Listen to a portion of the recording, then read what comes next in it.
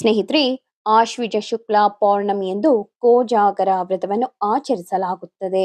ಈ ವ್ರತದಲ್ಲಿ ರಾತ್ರಿಯಲ್ಲಿ ಲಕ್ಷ್ಮೀ ಪೂಜೆಯು ಪ್ರಧಾನವಾದದ್ದು. ಈ ವ್ರತಾಚರಣೆಯಿಂದ ಉತ್ತಮ ಲೋಕಗಳನ್ನು ಹೊಂದುವರು. ಇಹಲೋಕದಲ್ಲಿ ಲಕ್ಷ್ಮೀ ಕಟಾಕ್ಷದಿಂದ ಸುಖಿಸುವರು. ಲಕ್ಷ್ಮಿಯ ಅನುಗ್ರಹಕ್ಕಾಗಿ ಕೋಜಾಗರ ವ್ರತವನ್ನು ಆಚರಿಸಿ ರಾತ್ರಿಯಲ್ಲಿ ಜಾಗರಣೆಯನ್ನು ಮಾಡಿರಬೇಕು. ಆ ದಿನದಂದು ಉಪವಾಸವಿದ್ದು ರಾತ್ರಿಯಲ್ಲಿ ಪೂಜೆಯ ಅನಂತರ ಎಳನೀರನ್ನು ಮಾತ್ರ ಸ್ವೀಕರಿಸಬಹುದು.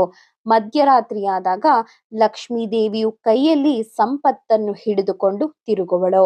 ಯಾರು ಜಾಗರಣೆಯಿಂದ ಇರುವರೋ ಅವರಿಗೆ ದಾರಿದ್ರ್ಯ ನೀಗುವ ಸಂಪತ್ತನ್ನು ನೀಡುವಳು ಎನ್ನುವ ನಂಬಿಕೆ ಇದೆ. ಈ ವ್ರತಾನುಷ್ಠಾನದಿಂದ ಫಲಿತನೆಂಬುವನು ಸಂಪತ್ತನ್ನು ಪಡೆದು ಶ್ರೀಮಂತನಾದನು. ದ್ಯೂತದಿಂದಲೇ ಲಕ್ಷ್ಮಿಯು ಸಂಪತ್ತನ್ನು ನೀಡುವಳು. ಕೋಜಾಗರ ವ್ರತದ ಕಥೆಯ ಪ್ರಕಾರ ಫಲಿತನು ಜಾಗರಣವನ್ನು ಮಾಡುತ್ತಾ ಸ್ತ್ರೀಯರೊಂದಿಗೆ ತನ್ನ ವಸ್ತ್ರ, ಉಪವೀತ, ಕೌಪೀನ, ಶರೀರ ಇವುಗಳನ್ನು ಪಣಕ್ಕೆ ಇಟ್ಟು ಸೋತನು. ಇಷ್ಟರಲ್ಲಿ ಲಕ್ಷ್ಮೀನಾರಾಯಣರು ಲೋಕ ವ್ಯವಹಾರವನ್ನು ನೋಡುತ್ತಾ ಬಂದರು. ಕೌಪೀನಾದಿಗಳನ್ನು ಸೋತು ಕಳೆದುಕೊಂಡು ದುಃಖದಲ್ಲಿದ್ದ ಫಲಿತನನ್ನು ನೋಡಿ ನಾರಾಯಣನು, ಲಕ್ಷ್ಮೀದೇವಿ, ನಿನ್ನ ವ್ರತವನ್ನು ಮಾಡಿದ ಈ ಬ್ರಾಹ್ಮಣನು ಹೇಗೆ ವಸ್ತ್ರಾದಿಗಳನ್ನು ಕಳೆದುಕೊಂಡು ಇರುವನು ನೋಡು.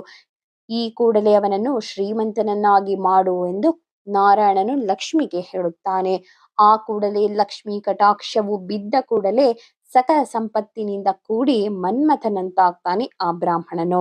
ಈ ವ್ರತವನ್ನು ಮಾಡುವವನು ಐರಾವತದ ಮೇಲಿರುವ ಇಂದ್ರ ಹಾಗೂ ಲಕ್ಷ್ಮೀದೇವಿಯನ್ನು ಬರೆದು ಆವಾಹಿಸಿ ಪೂಜಿಸಬೇಕು.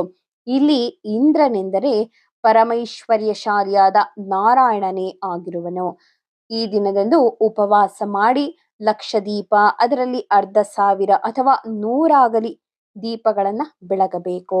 ತುಪ್ಪದಿಂದಾಗಲಿ ಎಣ್ಣೆಯಿಂದಾಗಲಿ ದೀಪವನ್ನ ಬೆಳಗಬೇಕು.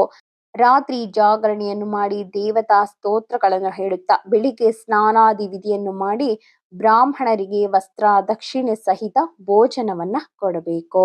ಈ ವ್ರತದಿಂದ ಆಯುರಾರೋಗ್ಯ, ಪುತ್ರ ಪೌತ್ರಾದಿ ಸಂಪತ್ತು ಹಾಗೂ ದಾರಿದ್ರ್ಯವೇ ಇರದೆ ದುಃಖರಹಿತನಾಗಿ ಸುಖಿಸುವನು.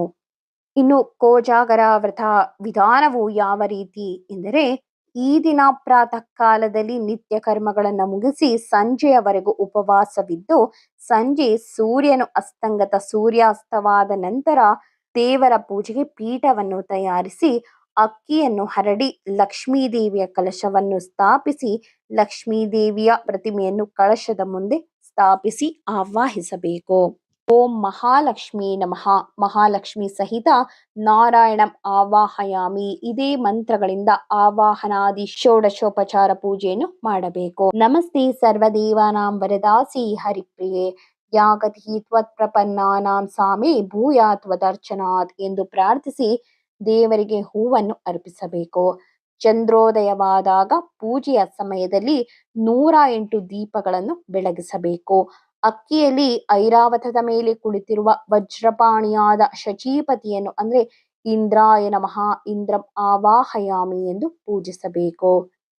ವಿಚಿತ್ರೈರಾವತಸ್ಥಾಯ ಭಾಸ್ವಾದ್ ಕುಲಿಶಪಾಣಯೇ ಪೌಲೋಮ್ಯ ಲಿಂಗಿತಾಂಗಾಯ ಸಹಸ್ರಾಕ್ಷಾಯತಿ ನಮಃ ಎಂದು ಹೂವನ್ನು ಅರ್ಪಿಸಿ ಪೂಜಿಸಬೇಕು. ನೈವೇದ್ಯಕ್ಕಾಗಿ ಸಕ್ಕರೆ ತುಪ್ಪದಿಂದ ಪಾಯಸವನ್ನು ತಯಾರಿಸಿ ಅದನ್ನು ಪ್ರತ್ಯೇಕ ಪಾತ್ರೆಯಲ್ಲಿಟ್ಟು ಬೆಳದಿಂಗಳಿನಲ್ಲಿ ಇಡಬೇಕು. ಲಕ್ಷ್ಮೀ ದೇವಿಗೆ ಇದನ್ನು ಅರ್ಪಿಸಬೇಕು. ನಂತರ ಬ್ರಾಹ್ಮಣರಿಗೆ ಇದನ್ನು ಕ್ಷೀರ ಪಾಯಸವನ್ನು ಕೊಡಬೇಕು. ಸ್ತೋತ್ರ ಪಾಠಗಳಿಂದ ಲಕ್ಷ್ಮೀನಾರಾಯಣರನ್ನು ಪೂಜಿಸಿ ರಾತ್ರಿಯಲ್ಲಿ ಜಾಗರಣೆಯನ್ನು ಮಾಡಬೇಕು. ನೈವೇದ್ಯಕ್ಕೆ ಎಳನೀರನ್ನು ಸಹ ಇಡಬೇಕು. ಯಜಮಾನನು ನಾರಿಕೇಲೋದಕ ಹಾಗೂ ಪಾಯಸವನ್ನು ಸ್ವೀಕರಿಸಿ ಜಾಗರಣೆಯನ್ನು ಮಾಡಬೇಕು. ಸೂರ್ಯೋದಯದ ಕಾಲಕ್ಕೆ ಸ್ನಾನವನ್ನು ಮಾಡಿ ಮತ್ತೆ ದೇವರನ್ನು ಪೂಜಿಸಿ ಪ್ರತಿಮೆಯನ್ನು ದಾನ ಕೊಡಬೇಕು. ಬೆಳದಿಂಗಳಿನಲ್ಲಿ ಈ ವ್ರತವನ್ನು ಮಾಡಬೇಕಾಗಿರುವುದರಿಂದ ಈ ಪೌರ್ಣಮಿಯು ಕೌಮುದಿ ಪೌರ್ಣಮಿ ಎಂದೆನಿಸಿದೆ. ಕೌಮುದಿ ಸಮಾಖ್ಯಾತ ಕಾರ್ಯಲೋಕ ವಿಭೂತಯೇ. ಈ ಪೂಜೆಯಲ್ಲಿ ನೈವೇದ್ಯವನ್ನ ಬೆಳದಿಂಗಳಿನಲ್ಲೇ ಇಡಬೇಕು ಅಂತಾರೆ. ಯಾಕೆ ಅಂದ್ರೆ ಈ ಪೌರ್ಣಮಿಯಂದು ಚಂದ್ರನು ಭೂಮಿಗೆ ಅತಿ ಸಮೀಪದಲ್ಲಿರ್ತಾನಂತೆ. ಹಾಗಾಗಿ ಚಂದ್ರನ ಕಾಂತಿ, ಚಂದ್ರನಿಂದ ಬರತಕ್ಕಂತಹ ತರಂಗಗಳು ಏನಿರುತ್ತೆ ಆ ಆಹಾರದ ಪದಾರ್ಥ ಮೇಲೆ ಬಿದ್ದಾಗ ಅದು ಇನ್ನಷ್ಟು ಪೌಷ್ಟಿಕಾಂಶವನ್ನ ತುಂಬುತ್ತೆ. ಹಾಗಾಗಿ ಇದನ್ನ ನೈವೇದ್ಯವನ್ನಾಗಿ ಮಾಡಿ ಸ್ವೀಕರಿಸಬೇಕು. ಕೋಜಾಗರ ವ್ರತ ಎಂದು ಈ ವ್ರತಕ್ಕೆ ಹೇಳ್ತಾರೆ. ಕೋಜಾಗರ ಅಂದ್ರೆ ಕೋಜಾಗರ್ತಿ ಅಂತ. ಕೋಜಾಗರ್ತಿ ಅಂದು ರಾತ್ರಿ ಲಕ್ಷ್ಮೀ ದೇವಿಯು ವರ ಅಭಯ ಮುದ್ರಾಯುತಳಾಗಿ ಭೂಮಿಯಲ್ಲಿ ಸಂಚರಿಸುತ್ತಾ ಯಾರು ಈ ದಿನ ನನ್ನನ್ನು ಪೂಜಿಸಿ ಜಾಗರಣೆ ಮಾಡುವಿರೋ ಅವರಿಗೆ ಧನಧಾನ್ಯ ಸಂಪತ್ತನ್ನು ನೀಡಲೆಂದೇ ಬಂದಿರುವೆನು ಎಂದು ಹೇಳುತ್ತಾ ಕೋಜಾಗರ್ತಿ ಕೋಜಾಗರ್ತಿ ಎಂದು ಹೇಳ್ತಾಳೆ.